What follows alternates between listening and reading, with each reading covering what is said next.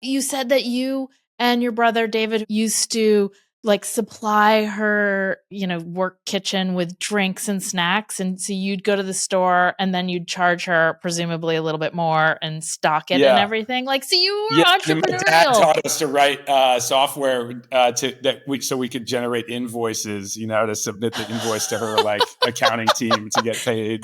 Look like a Ryan soda delivery company or something. Yeah. I love that. God. That's great. I mean, that is so fun. So this is like practically inborn, like with you.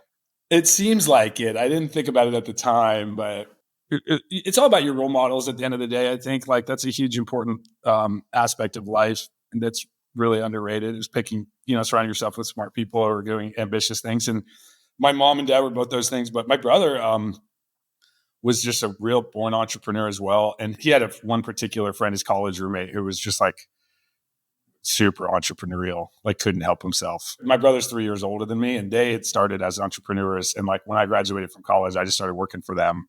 And that's how that was like really, I give my brother more credit than my parents for it. But of course, we're coming from the same stock. So yeah. Now, Y Combinator funded David in winter 2013. So a year before you came on with Flexport, we had funded his company. Yeah. And so you worked for that one or an earlier, because you'd been doing your own companies for like 10 years, right? Yeah, 10 or 15 years before YC. My brother and I had a lot of businesses together, and he kind of left and spun off and did BuildZoom, which was the one that went through YC in 13.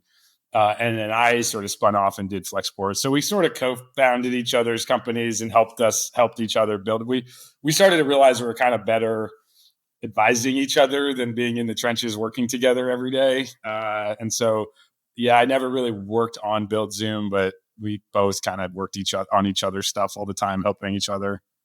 Okay. And what did he tell you about YC? Like, did he give you the inside scoop on his experience? He helped me, connect me. The interview on Startup School that I think Paul put out to like the YC community. If anybody knows like a startup that's thinking of applying for YC, we want to interview a few people on stage. And so he suggested me and I got chosen. So obviously he helped me get in.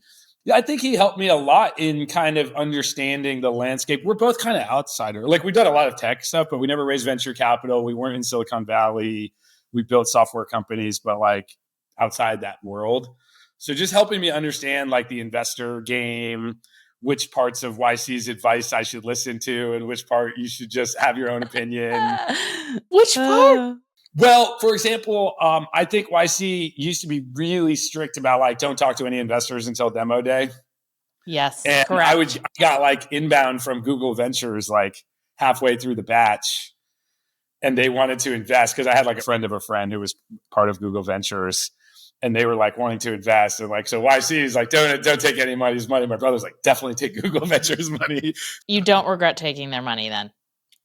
No, not at all. I think it was good for us. But, every company's, it's very hard. YC has a hard job. Like giving it the same advice to every single company is that's not what they do. They'll give each company unique advice, but. It's true. I will say for a majority of the founders, maybe not you, they get inbound calls from people who weren't very serious, and they'd waste all this time having meetings and getting to know each other and not building their product. And then they'd be caught like on demo day with nothing to present, and they'd fail to raise money. So that's what we were trying to prevent.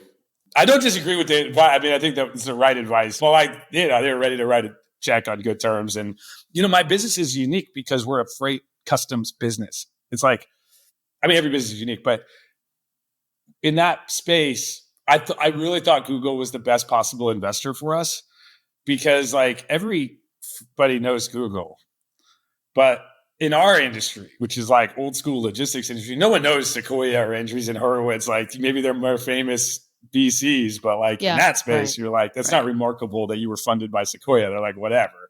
But when you're like, hey, we're a customs broker funded by Google, customers like, it's actually almost an intelligence test. Is that interesting for you? If so, like, like you're going to you'll want to talk to me. And if not, like, I'm like, well, maybe you're just not that interested in technology or what's happening in the space. So it was like, they were like really high on my hit list. And anyways, my brother, Yeah, give me good advice on YC. I managed, I think, to be because he was already kind of had made some good relationships with some of the YC partners, helped me to kind of build more like, I don't know if I was a peer, but like a little bit closer relationships with some of the partners that kind of already knew me or knew my brother, and like they were helped me a little bit with the relationship side of things.